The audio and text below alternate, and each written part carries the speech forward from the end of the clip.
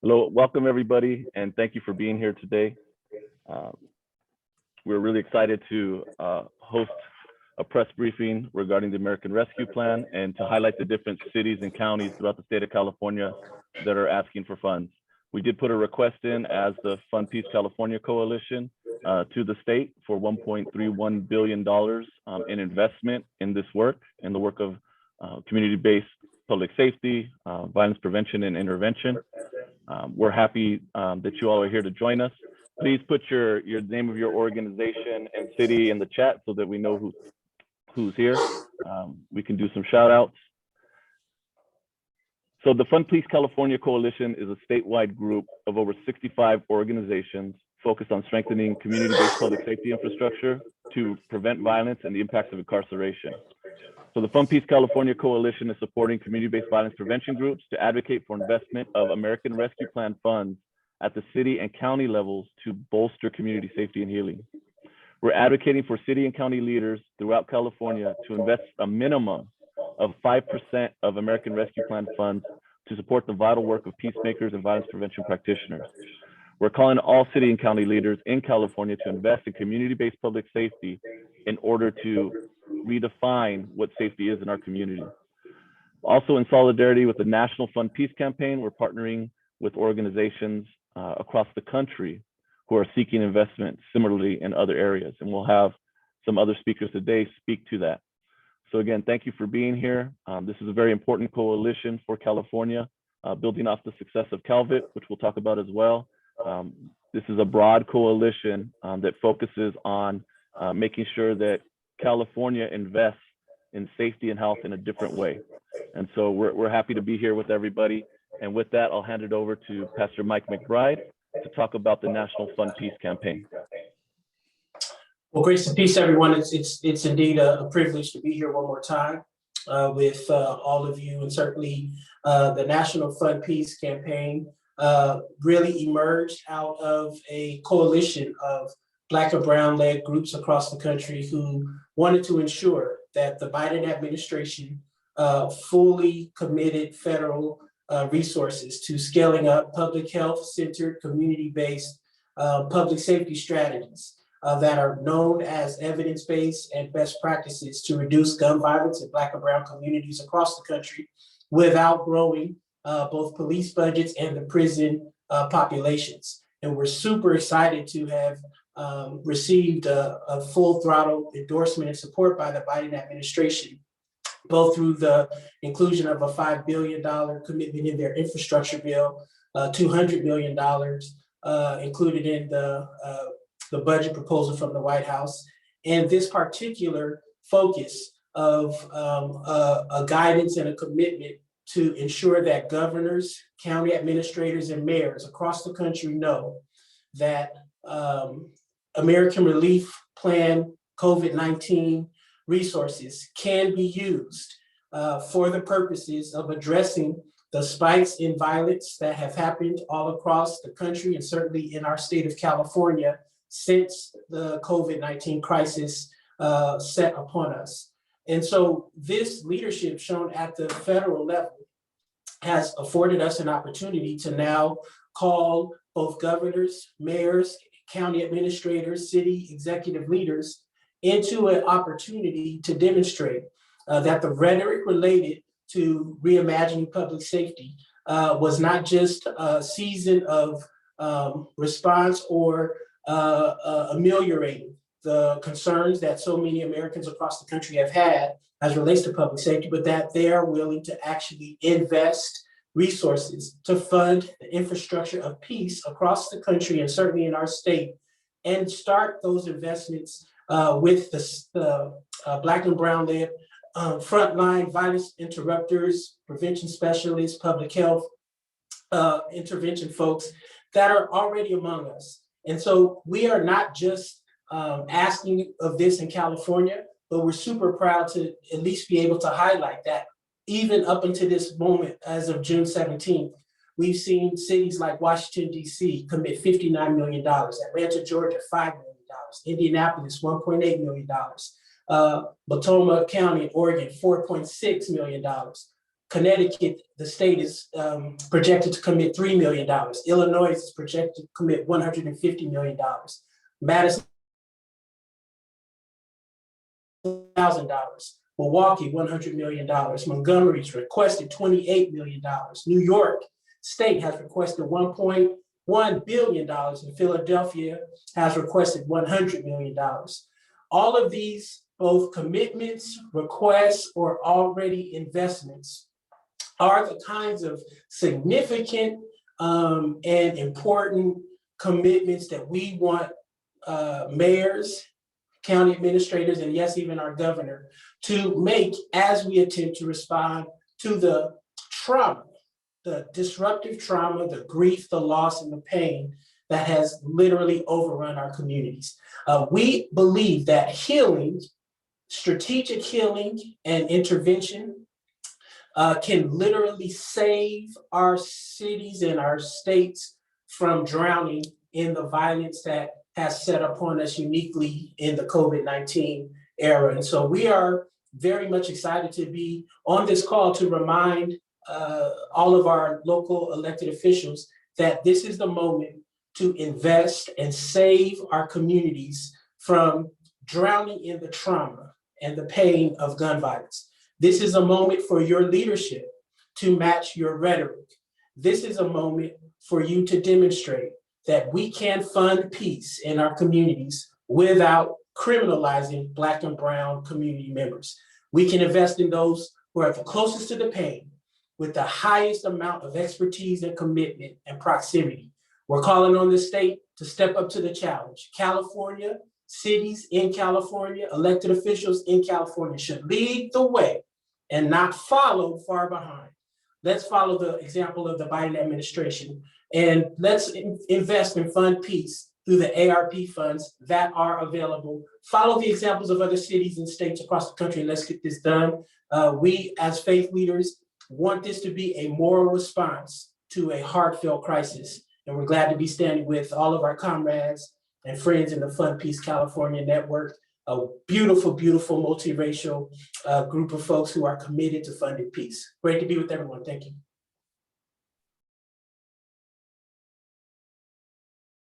Thank you, Pastor Mike. Always well said.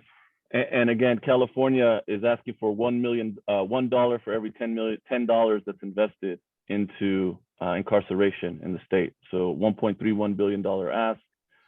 And we're supporting cities and counties throughout the state right now to make sure that local officials invest in a different form of public safety that helps to transform our communities and ensure a community-based workforce that can address violence and any of the other societal gaps that affect our communities.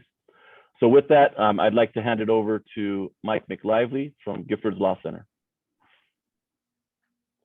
Thanks so much, Fernando. Good afternoon, everybody. It's great to see you and to see a lot of familiar names and faces in the chat. My name is Mike Mclively. I'm the Policy Director of the Community Violence Initiative at Giffords. Giffords is a national gun violence prevention organization named after Gabby Giffords, former Congresswoman Gabby Giffords from Tucson, Arizona, who I'm sure many of you are familiar with, who was shot about 10 years ago while hosting an event for constituents in Arizona. We do work all around the country, but have been working for several years on a coalition in California to increase investments in community-based solutions to violence through the CalVIP Coalition, and we're extremely proud to be joining those efforts and joining forces with with Fund Peace California and this new coalition that's taking place. As Pastor Mike said, this is a moment of unique challenge in our country and in our state, and also of unique opportunity. And I think it's just starting to make it into sort of the national media narrative that as COVID has impacted our country and with a disproportionate impact on communities of color, as that global pandemic has been unfolding, there's also been a silent pandemic or epidemic that's been happening in the United States with increases in community violence that are also disproportionately impacting the same communities of color that have also been hurt disproportionately by COVID. And so as that's happening, last year, 2020 was the single largest increase in homicides in a given year, or in a single year, that we've seen in the US since we've started keeping the data. And we absolutely need to see a concerted response from our national leaders, our state leaders, and our local leaders. The good news is that, as Pastor Mike said, the federal government has really stepped up, and there are a variety of different streams of federal resources that are coming down specifically to address community violence. And that includes a large amount of federal dollars coming to our state, our cities, and our counties in California through the American Rescue Plan. And this is money that is available in the immediate future. It's not like this is still being debated in Congress. This money is going out as we speak to our state and local governments. And there are already several that have committed to using these funds to address these spikes in community violence through supporting effective community-based approaches. I think that's really important to highlight, that these are evidence-informed strategies that rely on healing trauma, providing opportunities, really addressing the roots of violence, and strategies we absolutely need to scale up in order to get a handle on this epidemic of community violence. I also want to highlight and emphasize that with the American Rescue Plan, the federal government through the Treasury Department has been very specific that that money can be used by local and state leaders to address community violence and to invest in community-based prevention and intervention programs. And our coalition is here to say that that is exactly what we would like to see our local and state leaders doing. As Fernando mentioned at the top, we have a coalition-wide request for the state of California that is ongoing, but given that the state budget process is wrapping up and in recognition of the fact that the state has increased quite a bit its investment in the California Violence Intervention and Prevention Program, a $200 million investment over 3 years, which is a historic level of investment in that program, which we applaud and we're excited about. In light of that, we're pivoting somewhat to focus more on advocacy at the local and county level, where there is still time to be making decisions about how to implement some of these funds that are coming down.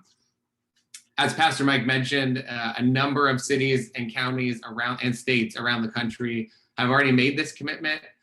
Just a few days ago, Multnomah County, which is where Portland is located, actually made an official vote at the city council level to direct $4.6 million of ARP funds to scale up community-based responses to gun violence and community violence. And there are actively in California hundreds of millions of dollars worth of local and county requests to use ARP dollars for the same purpose. So in addition to the $200 million investment in CalVIP, which again, we applaud and are excited about, there is a very unique opportunity to leverage federal dollars at the local level to match that investment. And we could see north of $1 billion of investment in community solutions, which would be incredibly timely in addressing the spike of violence that we're seeing in our communities. Just to give a very quick sample, Los Angeles at the city and county level, activists are calling for $400 million investment of ARP dollars to address community violence. Oakland, $17 million. The city and county of Sacramento, more than $16 million. Cities like Fresno and Stockton also have multi-million-dollar requests, and I believe there will be many more to come. So our coalition is tracking those investments, encouraging local leaders to really step up and do as much as they can. Again, these are federal dollars, so we're not even asking local leaders and county leaders to use their own money. We're asking them to use federal dollars in the way the federal government has said they can be used. So this is really on our local leaders to do the right thing here and to supplement and expand strategies that we know work. It's not like these are new strategies that haven't been tested. There's all kinds of evidence out there about the efficacy of addressing violence, intervening in cycles of violence, and addressing trauma. And really, there's a need to do this because law enforcement alone cannot get this job done. Law enforcement is a necessary component of public safety, but it's a reactive response by definition. Everything is a reaction. We need a proactive and community-based response to complement the law enforcement response to violence. And for too long in our country, that has not been funded or recognized as a valid approach, and it's time for that to change. And we see an incredible opportunity here to help make that happen. And really, this is part of investing in our infrastructure. I mean, we can't have any infrastructure in our cities without safety. Public safety is a requisite for using any of the goods and services that are available in our cities. And our frontline workers and those who are doing the work on the ground to keep our cities safe are an incredibly essential part of our human infrastructure. So we're calling on leaders across California to recognize this, to make the investment, to become a part of this growing national movement that we're seeing. And as we said, we will continue to push to make California a leader in the movement to support and invest in community-driven and community-based public safety. At Giffords, we're committed to that, and we're very excited about the Fund Peace California Coalition. And we're here to be a resource for local leaders. Our coalition has policy experts, technical assistance providers, practitioners, all available to help support cities figure out how to best leverage this money. So we're excited about this work, excited to help out. And I will turn it over now to the most important members of the coalition, which are our practitioners and folks who are on the ground in our communities doing heroic and life-saving work every single day. Thank you, Mike. Well said. So we're going to hand it over to Karen Carter from UPI, and she's going to go ahead and introduce our speakers. Wonderful, wonderful. Good afternoon. It's so great to see so many folks here today, just to listen in and hear more about this work and to support these asks. And so we have three partners from across California that are here to speak today about why this investment is important and where this investment will be going, and a bit about the work that they do in community. So really excited to have them speak a bit today. And so our first speaker is Skip Townsend. He is the founder and executive director of Second Call in Los Angeles, and a part of the Los Angeles Violence Intervention Coalition. And so he's going to speak to you all today. So Skip, if you would like to unmute yourself, that'd be great. Thank you, Karen, and greetings, everyone. I will be short and to the point. It's easy to have stats. Law enforcement has stats on the shootings, the homicides, and the violence that is going on in the community. But one of the things that's hard to measure is safety based on conversations. There have been so many conversations about peace that the peace ambassadors that are throughout the city of Los Angeles, we call them community intervention workers. There's so many conversations that actually stop violence from happening. So how do we measure that? When individuals talk to family members, when individuals talk to young people who are engaged in violence, and the only way to stop violence is to engage in the violent offenders. So that's a hard one to measure, but I can tell you that it has been measured for the last 12 or so years, and individuals in law enforcement actually know that this is the way to stop violence. Also, I want to say that if we invest in law enforcement, the investment in law enforcement is actually an investment in suppressing a community. So there's no way to heal. And I heard one of the first speakers talk about the healing process. There is absolutely no way to heal through suppression. When we invest law enforcement, have them come to our community, the thing that we're doing ourselves when we ask for them is we are criminalizing our young people. We're criminalizing the community members. And I was taught once that the victim and suspects come directly out of our homes. So if you look at every house on the block, if there's someone who's been victimized by violence, someone who's been victimized by any kind of crime, there's also a suspect, if not in that house, next door. So the best way to deal with this is through interventionists and individuals in the community who can address all the community issues and needs.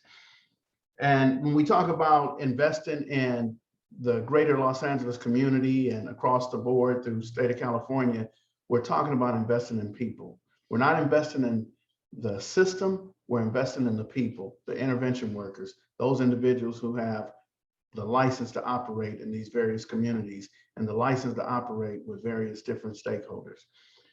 We want to create a system, a new system, but it's not a new strategy, as I heard earlier. It's a strategy that we have been using prior to this, but the system of what does public safety look like? And public safety should not look intimidating. Public safety should not look confrontational. Public safety should look peaceful. And when I say peaceful, I'm talking about community members who know the community and can address individuals by their first name or in asking questions, how's your mom, how's your grandmother, because they have stake in the game. They have years of being in the same place. So we're asking for $1.31 billion to come to the state of California. What will Los Angeles get? Maybe 400 million, but I can tell you it'd be well worth it. We're looking at creating safe and healthy communities. It starts by helping to create a healthy state and then healthy cities. We're thinking, how can we do the work that we do in the community and be able to have more people, educate the ambassadors, and educate the intervention workers so that now they can go out into the communities and help bring peace. So I just want to thank you guys for your time. And if there's any questions later, I'll make myself available. I speak for most of the intervention workers through the city of Los Angeles and the county of Los Angeles, that we're doing a job well done and we don't always make the news. There are things that happen that bring peace that you guys just will never know about. So thank you for your time. Thank you, Karen, for having me as well. Thank you so much, Mr. Townsend. And, you know, speaking to the work that's happening with intervention and the importance of getting this investment into community. And I think that's one of the important things of what this 1.31 billion represents, what this coalition represents, and what each of these individual organizations represent, which is an investment that is coming to the people, an investment in community, and in folks who are in these communities doing the work of building peace. And so thank you so much for that. We appreciate it. Our next speaker is Paris Davis, who is an intervention manager with Youth Alive from Oakland and Alameda County. So coming to us from Northern California to speak about the work in Northern California and what this investment would mean in communities in Oakland and Alameda County. So welcome, Mr. Paris.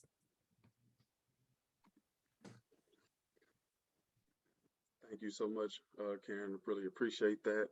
Once again, my name is Paris Davis, the intervention manager. May 27th just passed. It made 4 years that I was a survivor of gun violence. So when I come to this on this panel and speak, I'm speaking from a place of that. I've been there. I understand how important these resources are, how important life coaches, case managers are. Since then, I've been blessed enough to be able to find an alternative way, and recently just was able to get my master's, my bachelor's and my master's degree. It was a very trying time for me. A lot of CBOs, community-based organizations, were able to reach out to me and help ultimately change my life. So now that I'm here, able to speak about the work that we do, and to also be a product of, if we continue to invest in these communities and invest in everyone, that we can continue to get people to get on the same path and accomplish way bigger things than I've been able to do since my incident of me being caught in the crossfire. And investing in the communities would increase wraparound services. It would allow us to have more case managers, more life coaches, also violence interrupters, to be able to help mediate situations when they arise, and to be able to increase real-time response. A lot of times we're not able to get to the places that we need to because we just don't, have the staff. In my role as intervention manager, I run a lot of statistics. So one of the statistics I would like to just show and bring to everyone is last month, we had a total of 59 people alone that suffer from gun violence in Oakland. Youth Alive only received 28 of those referrals. That's well below 50%.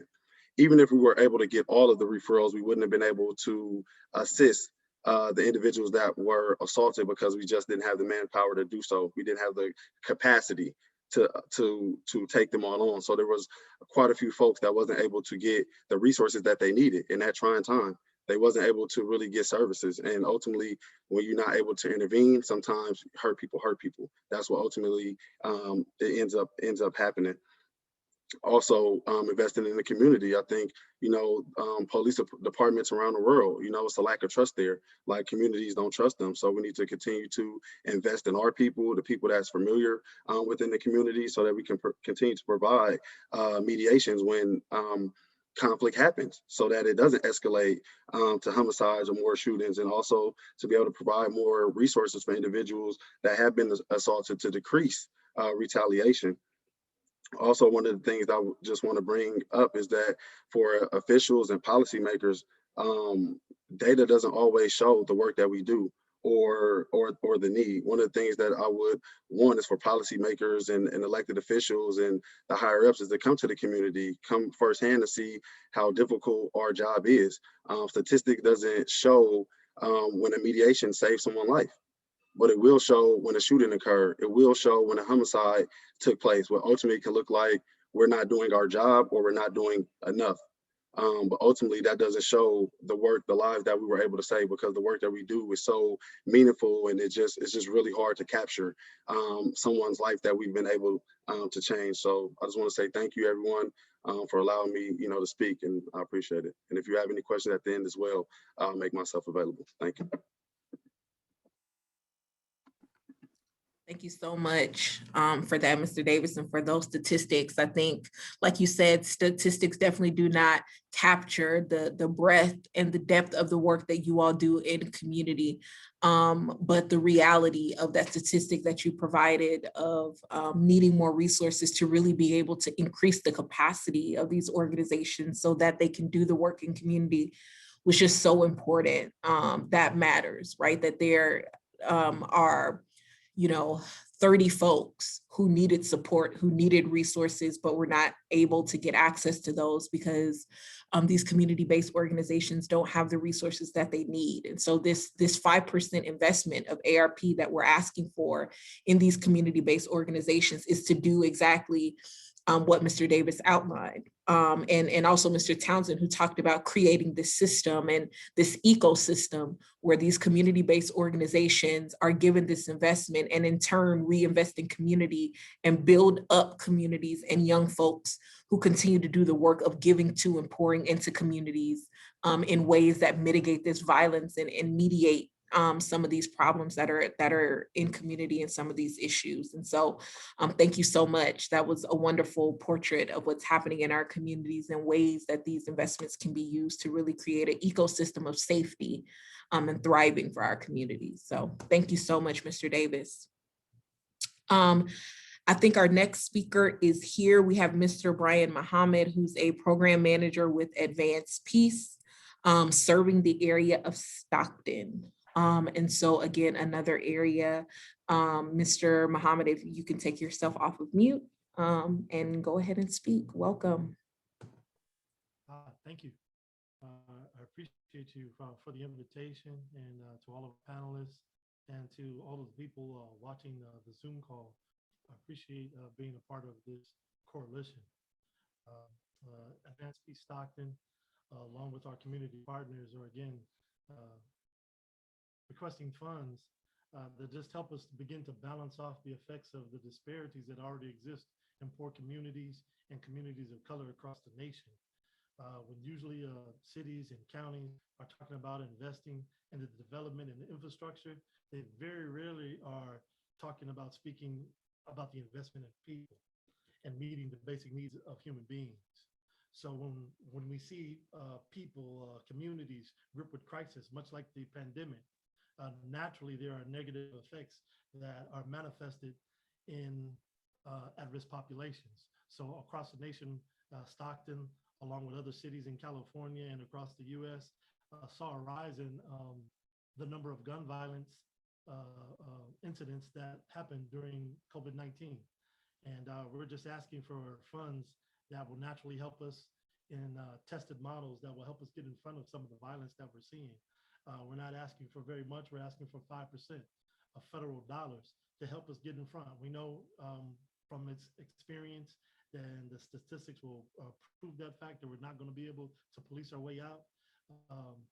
We spend over $200 billion yearly in law enforcement, a minimal, and we see the rise in gun violence happening every single year. So it's a chance for us to really try a different methodology. Reimaging public safety is important. We think that we have a good model, a time-tested model, Advanced Peace, along with our community partners of the Office of Violence and Prevention, Faith in the Valley, and other cities, other communities, organizations in Stockton. We believe we can get in front of it with just a little bit of an investment from our elected officials. So that's what we're looking for. So thank you for your time. I'm also available for questions at the end. Thank you. Thank you, Mr. Muhammad, so much for being present today and for speaking about just the importance of investing in community. Again, this important push to really invest in community, because when we're talking about addressing these disparities and the realities that there are certain communities that are more heavily impacted by violence, that are more heavily impacted by COVID, that are more heavily impacted by disparity. And so when we talk about investment, we're talking about investment in those communities, and that these community-based organizations that are doing the work of advancing peace are really able to mediate that and be present in community and deserve the kind of investment that we're asking for. So thank you so much for that. We're going to move into our question portion of the press briefing on today. And so if you all have any questions, please place them in the chat. If you have any questions for our panelists, please feel free to put them in the chat. I'll start us off with the question to kind of get us going. I know sometimes folks are a bit shy, but please feel welcome to put any questions that you have in the chat.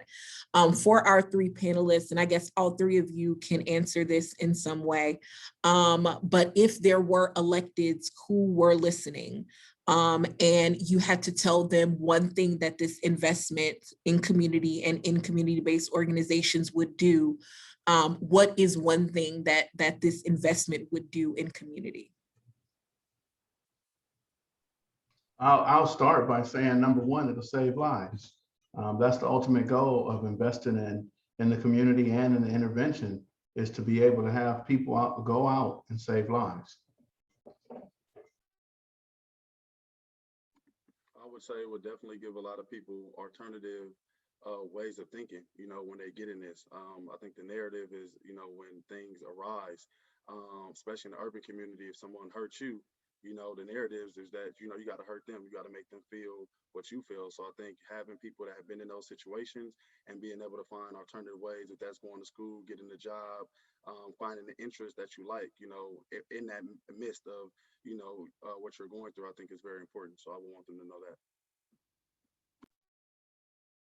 Yeah, I'm in agreements with both of Brother Skip Townsend and Brother Paris Davis. I think it'll give elected officials a chance to finally meet their moral obligation. You know, every human need is a human right.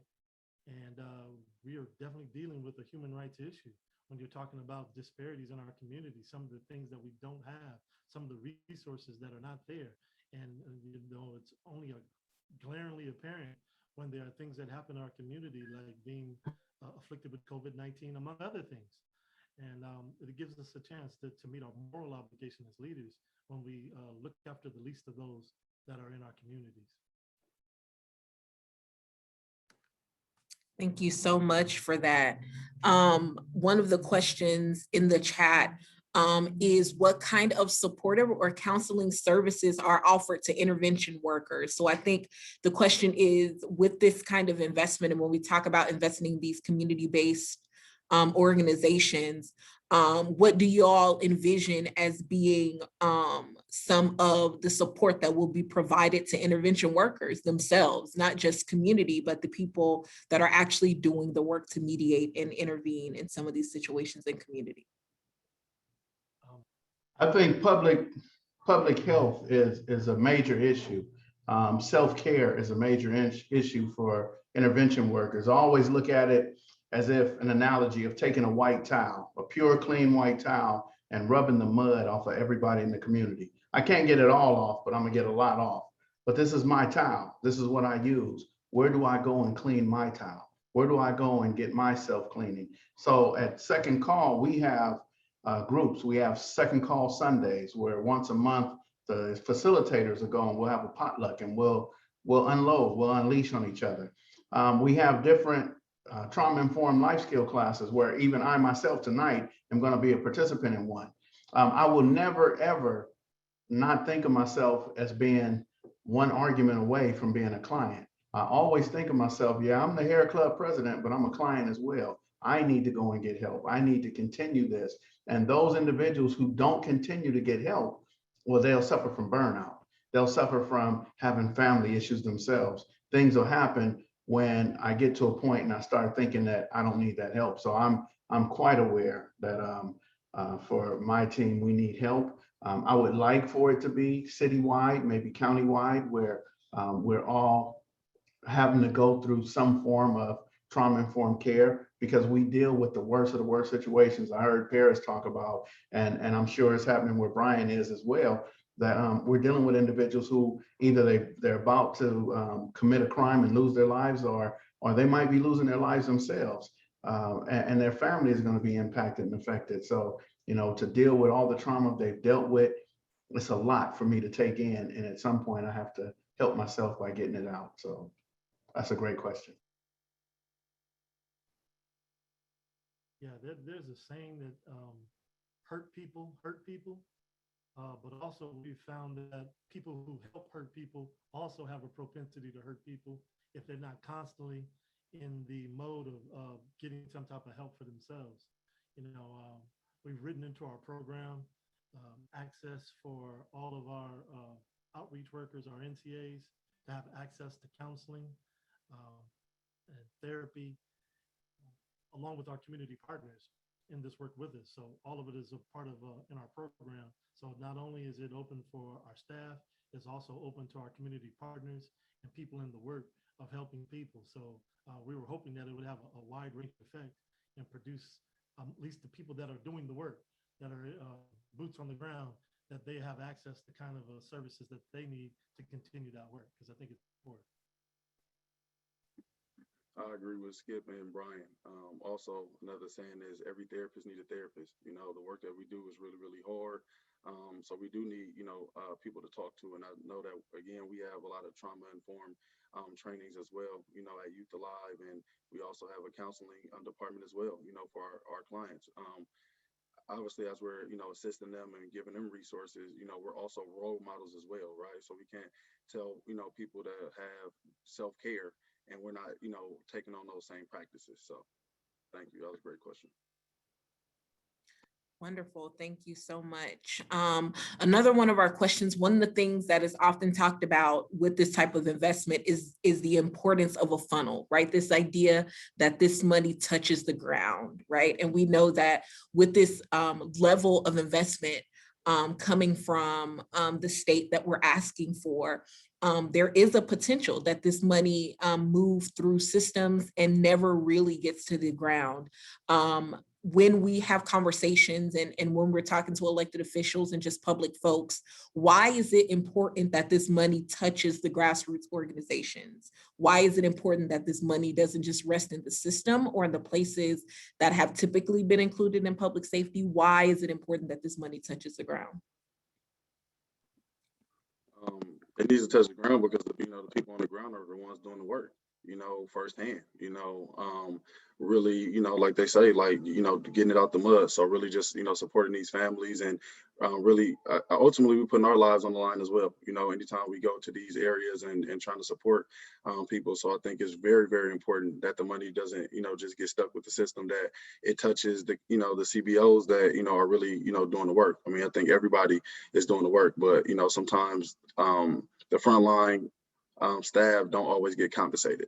You know, and I think that's just honestly, I think the higher ups sometimes get compensated and it's not flushed down the pipeline. I would say, oh, go ahead. The spirit of Fund Peace from its genesis has been a continued decade-long campaign to ensure that the federal tax base, the state tax base, the local tax base is actually resourcing Black and Brown-led groups who specialize in providing the healing and public safety needs that our communities deserve and require. We do believe that groups should be prioritized based off of not only their proximity to this work, but also the success that they've been able to demonstrate over time. Too often, we do find folks jumping into this work now that the money is becoming available and wanting to cut to the front of the line because they may have a bigger infrastructure. They may be more skilled in writing grants and applying for these money. They have better political relationships with mayors and governors and even our lawmakers in DC.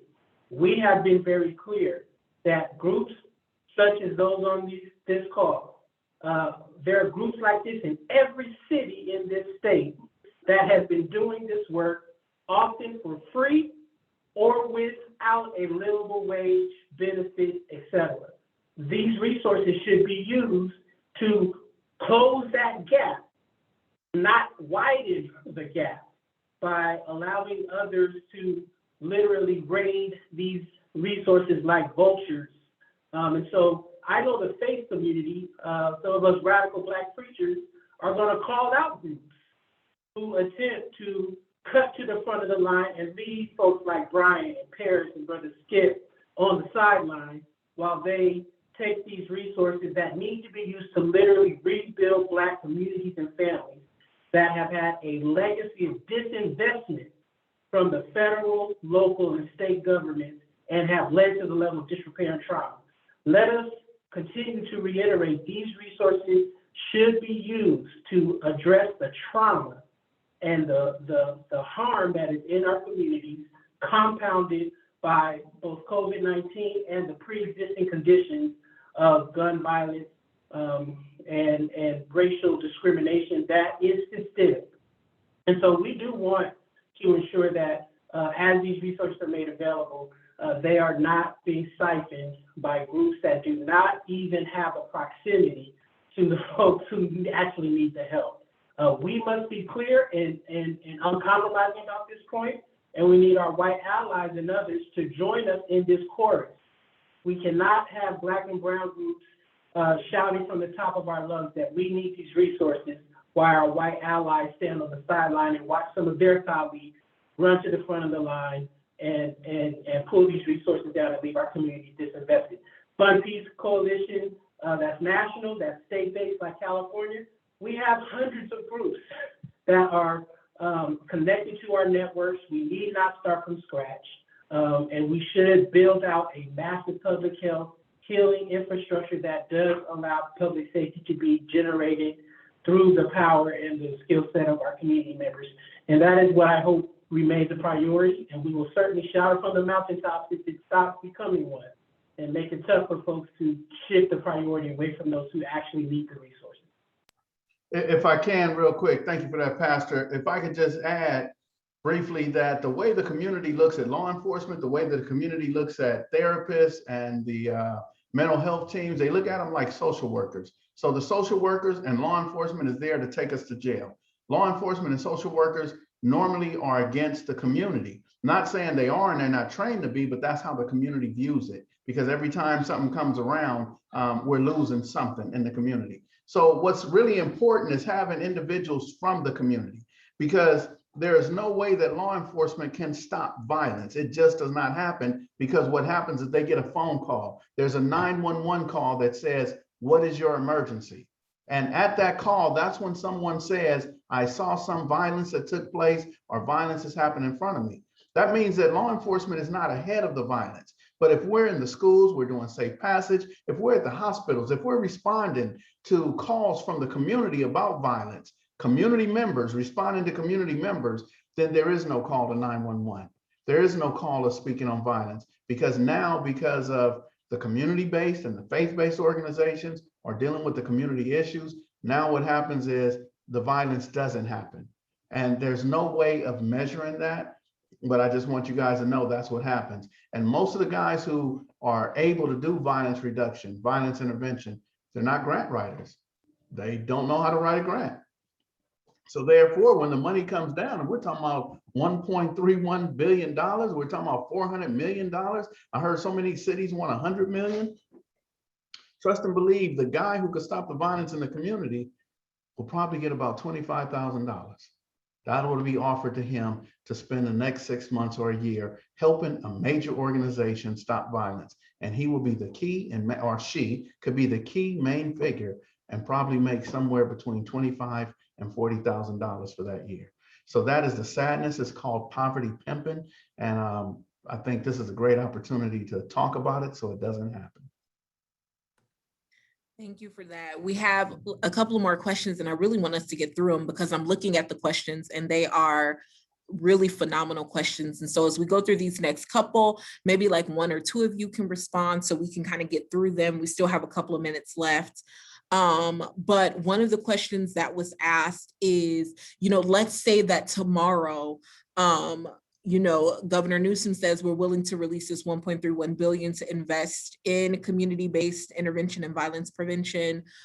City and county local governments agreed to invest this money, this ARP funds. How do we sustain this work, right? So we know that ARP is this initial investment.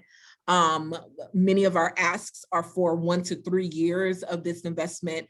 But beyond this initial investment, how do we work to sustain whatever strides or additional work that we cultivate with this initial investment?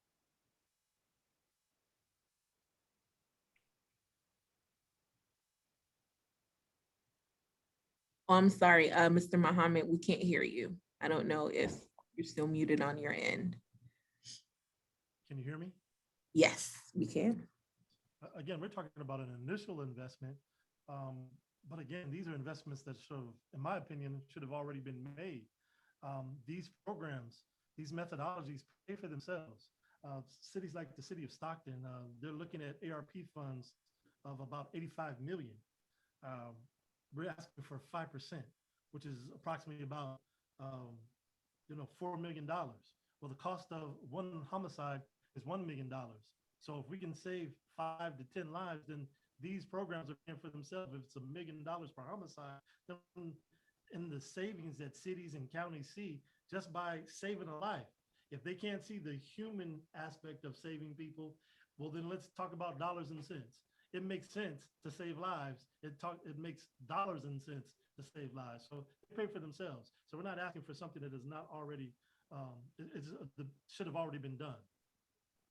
If I can jump in, one of the things that we're doing as well as the Fund Peace Coalition is to change the narrative and put the narrative out there about this works. As Mike Mclively threw out earlier, is that this work has been evaluated in different cities throughout the country. It's been evaluated in different cities throughout California. And so, for example, in LA, when LAPD and gang intervention respond in their separate lanes to a gang-related homicide, the likelihood of retaliatory violence drops below 1% because intervention's involved. If intervention's not involved, it's 24% when it's just law enforcement alone. So it's demonstrated. In Sacramento went 1 year without one youth homicide, right? Which is phenomenal. It needs to be celebrated, not only here, but throughout the country. Oakland has had significant declines in violence because of long-term investment. And so as we're putting the narrative out there and putting a face and lifting up the voices of, as Skip says, the folks on the front lines that are getting paid the least, but that are doing the most, we have to shift the values of this country, and particularly here in California, around investing in building a community-based public safety infrastructure that can really broaden our understanding of public safety and the over-reliance on law enforcement who, many times dominate the public safety conversation. This is broadening the conversation. We know it works. We have brothers and sisters out there that are working every day to save lives, most importantly, but also, as Brian says, it saves tax dollars, or it saves dollars in our communities. So we have to put that narrative out there, and we have to shift the values of investing in people, folks with lived experience, folks with backgrounds that can actually engage those who need the most outreach and need the most resources to provide alternatives to violence. Thank you so much for that. We're going to take 2 more questions and move through these 2. One of the questions is a really great question, which is asking for these panelists, what suggestions could you provide to folks in Latino communities or even in cities where they do not have as robust of a intervention or community-based alternative to law enforcement infrastructure? What recommendations can you give those folks around getting people interested in intervention and increasing people's awareness of the importance of intervention? What I would say, oh, sorry about that. I cut somebody off. But what I would say is to start with safe passage. Start with the individuals who are in the community who can help the children get on and off the bus. You know, those who are getting pocket checked, they're getting their iPhones taken. It's horrible for them to walk home. Intervention starts with just getting to know the community and getting to know the children at the school and seeing the parents come up there and say, oh, I know your dad, I know your mom. And, you know, just building that rapport, because a lot of times our children are walking around us and we have no idea that we grew up with their loved ones or siblings or whatever. But I think getting involved in the school will come first. We don't have to go on the campus. It would be good if we could, but if we could just be outside the campus, even if it's not my school, even if I don't have any children to go there, let me help. Let me be of some assistance. Let me volunteer. Volunteering in the community and getting to understand the community politics, the issues and the concerns of the community will get me to look for solutions in the community. But I first have to get myself involved, whether there's funding or not. I can't stop because I don't have funding. I have to continue to learn and know my community and to be able to look for solutions. If I can just put a finer point on Brother Skip's recommendation, you know, if your city does not have either this infrastructure expertise as of yet, reach out to any of us in the Fund Peace California Coalition. I think I can speak for my colleagues that we will come to your city on a weekend or a weekday.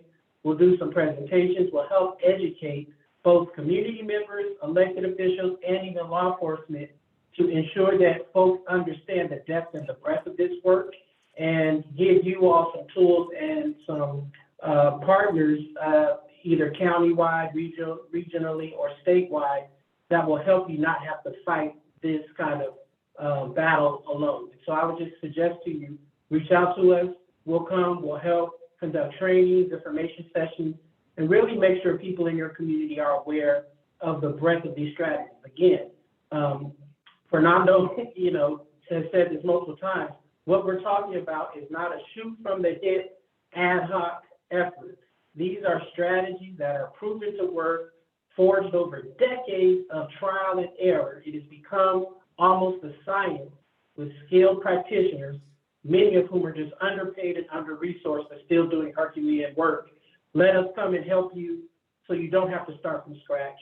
And that will, I think, create the momentum needed to have a sustainable, not only rollout, but effort that lasts beyond just the initial engagement. Wonderful. Thank you for that. And I think our last question is a fitting question to end on. It's phenomenal. It comes from an organization that does not necessarily do intervention work.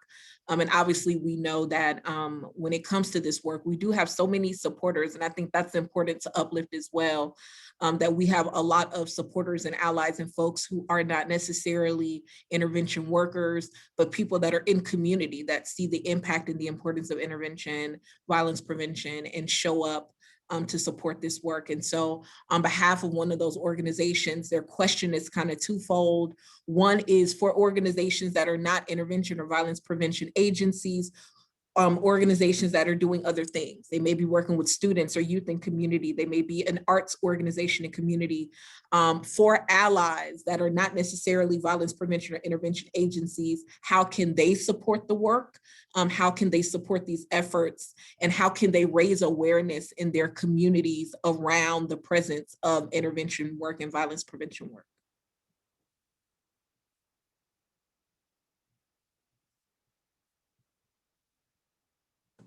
I don't want to monopolize the conversation, but you know, our specialty is organizing, right?